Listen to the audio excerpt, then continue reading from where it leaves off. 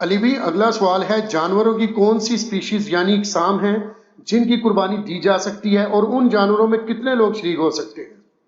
4 قسم کی سپیشیز ہیں جی، جس کے اوپر اتفاق ہے، جو سورۃ الانعام میں اللہ تعالیٰ نے 8 جانوروں کا ذکر کیا ہے جوڑوں کی فارم میں، تو وہ ٹوٹل 4 جوڑے بنتے ہیں۔ سورۃ الانعام کے اندر ہے بہیمۃ الانعام، بے زبان مویشی، اس میں کہا گیا کہ بھیڑ اور بکری اور گائے اور اونٹ، یہ 4 ہے۔ باقی وہ جو مینڈا ہے وہ بھیڑ والی کیٹیگری میں فال کرتا ہے۔ یہ 4 جوڑے بن کے 8 ہو گئے، تو یہ 4 سپیشیز ہیں جن کی قربانی ہے، بھیڑ، بکری، گائے اور اونٹ۔ اب اس میں یہ بھی کوئی تفریق نہیں ہے کہ میل ہے یا فیمیل، اس میں پریفر یہ ہے کہ دودھ دینے والی جانور کو نہ ذبح کیا جائے، دوسرے کو ہی کیا جائے، لیکن فیمیل کی بھی قربانی لگ جاتی ہے۔ تو یہ 4 اقسام ہیں، اور اس میں سے بھیڑ اور بکری جو ہے وہ ایک ایک بندے کی طرف سے یا ایک ایک خاندان کی طرف سے ہوگی۔ رہا اونٹ اور گائے، اس کے اندر 7 لوگ شریک ہو سکتے ہیں، پریفریبلی یہی ہے۔ صحیح مسلم میں حدیث ہے، صلح حدیبیہ کے موقع پر نبی علیہ السلام نے جو عمرے کے لیے گئے ہوئے تھے، تو عمرے کے لیے بھی آپ حدیثات لے کے جا سکتے ہیں، تو 7 لوگوں کو گائے اور اونٹ میں شریک کیا۔ جامعہ ترمذی میں ایک حدیث ہے کہ 10 لوگوں کو حج کے علاوہ قربانی کے موقع پہ کیا گیا۔ بعض لوگ اس حدیث کی صحت کے اوپر بھی گفتگو کرتے ہیں، حسن درجے کی روایت ہے، باقی احتیاط اسی میں ہی ہے کہ 7 حصے والی بات ہی پریفریبل ہے۔ شیعہ کے ہاں بھی جو اونٹ اور گائے ہے اس میں 7 حصے ہیں، مسلم شریف میں بھی 7 حصوں کا ذکر ہے، 10 بھی جواز کی تک موجود ہیں، اور یہ 7 حصے زیادہ سے زیادہ ہیں، 5 بھی رکھ سکتے ہیں، 5 بندے مل کے بھی ایک بیل لے سکتے ہیں۔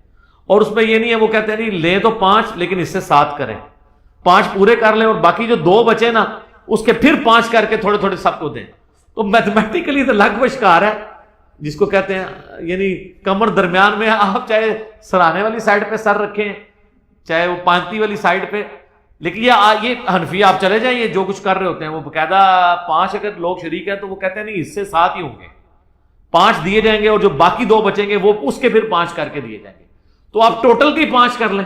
اور اس میں بعض لوگ ہوشیار بننے کی کوشش کرتے ہیں کہ تھوڑا سا کوئی امیر آدمی ہے نا تو وہ اچھا گوشت اپنی طرف لے جاتا ہے، یہ نہیں ہونا چاہیے، وہ ایکولی گوشت ڈیوائڈ ہوگا، یہ نہیں ہے کہ ایک صرف گول بوٹی لے جائے گا، دوسرا صرف ہڈیاں لے کے چلا جائے گا، تیسرا صرف چربی اس کو دے دی جائے گی، نہیں، برابر ڈیوائڈ، اور یہ یعنی انتظامیہ کی ذمہ داری ہے۔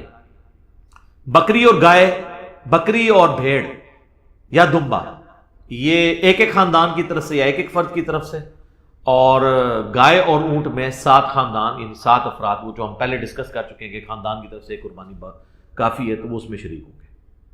ٹھیک ہو گیا، جزاک اللہ۔ علی بھی اگلا سوال ہے، قربانی کے جانور کی کم از کم عمر کتنی ہے؟ قربانی کے جانور کی عمر کا تو اس طریقے سے ذکر نہیں ہے، صحیح مسلم میں حدیث ہے کہ قربانی صرف مسنہ کی ہوگی۔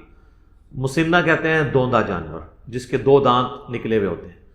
اب بکری یا بکرا جو ہے یہ 1 سال گزارنے کے بعد دوسرے سال میں دوندا ہوتا ہے، 14 مہینے میں یا 16 مہینے میں۔ گائے جو ہے وہ 2 سال گزارنے کے بعد تیسرے سال میں جا کے مسنہ بنتی ہے۔ اونٹ جو ہے وہ 4 سال گزارنے کے بعد 5ویں سال میں مسنہ ہوتا ہے۔ اس میں نشانی یہ ہوتی ہے کہ آپ اگر اس کا منہ کھولیں نا تو سینٹر میں 2 بڑے دانت آپ کو اوپر نکلے ہوئے نظر آتے ہیں۔ اب جن لوگوں کو عموماً پہچان نہیں ہے نا تو وہ تو اگر کوئی موٹا تازہ کھیرا بکرا بھی ہو یعنی جو دوندا نہیں ہے، اس کے سائڈ والے دانت اگر توڑ دیے جائیں، سینٹر میں 2 دانت رکھے جائیں تو اس کو دوندا کر کے کوئی بیچ دے، لادہ بات ہے۔ وہ تو سائز ہی بہت بڑا فرق ہوتا ہے، جو عام جو سال والا جو بکرا ہے یا جو دوندا نہیں ہوا ہوا اس کے تو چھوٹے چھوٹے دانت ہوتے ہیں، یہ تو 2 بڑے دانت نکلتے ہیں نیچے کی سائڈ پہ، وہ آپ یوں کر کے دیکھ سکتے ہیں۔ تو کم از کم مسنہ ہونا چاہیے، اور پریفریبل بھی یہی ہے۔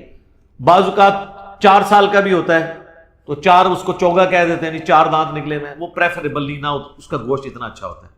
بہترین جانور جو ہے وہ دوندا جانور ہے جس کے 2 دانت نکلے ہوئے ہوں، یہ اس کی عمر ہونی چاہیے۔ باقی جو کہتے ہیں نا جی یہ پکا کھیر ہے، وہ ہے حدیث مسلم شریف میں، اسی میں آگے الفاظ ہیں کہ مسنہ کی قربانی کرو، اور اگر تمہیں جانور نہ ملے تو جزع 1 سال کا بھی کفایت کرے گا۔ جزع کہتے ہیں بھیڑ یا دمبا جو 1 سال کا ہو.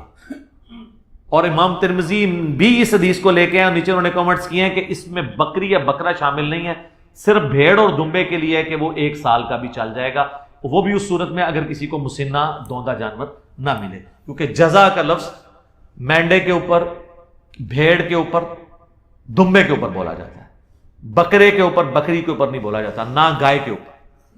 چاہے وہ جتنی مرضی کو موٹی تازی گائے ہے یا کوئی بیل ہے اور وہ نہیں ہے دوندی تو یا دوندا، تو آپ اس کی قربانی نہیں کر سکتے.